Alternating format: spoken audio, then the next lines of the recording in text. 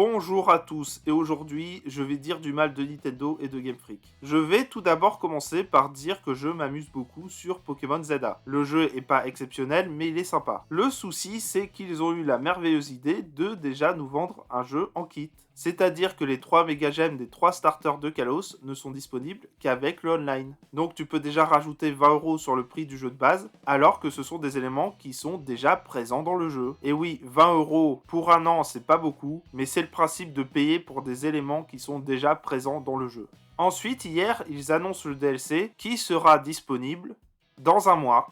C'est-à-dire qu'en un mois et demi, tu as le jeu et un DLC à 30 balles à payer en plus. Mais ce n'est pas tout, parce que dans ce DLC, tu as également des méga gemmes, dont à minima une qui n'est disponible qu'avec le online. Et pour ceux qui me disent que 20€ par an ce n'est pas cher, je vous pose alors la question, pourquoi vous gueulez sur le prix des jeux alors qu'un jeu est censé être à vie? C'est-à-dire que si vous payez un jeu 100€ et que vous comptez vivre encore 50 ans, ça ne revient qu'à 2€ l'année. Je disais donc 50€ le jeu, plus 20€ d'online à l'année, plus 30€ le DLC. Ça me reviendrait à 100€ pour un jeu qui ne coûte en réalité que 60 grand max. À titre de comparaison, il n'y a pas eu de DLC sur Legend Arceus et il n'y avait pas besoin d'online pour terminer le jeu à 100% et les DLC d'Écarlate et Violet apportaient de nouvelles zones et une nouvelle histoire. Là, tu vas payer 30€, un DLC en kit, avec un environnement qui est le jeu de base en noir et blanc. À vous de vous faire votre avis, moi je trouve ça dégueulasse.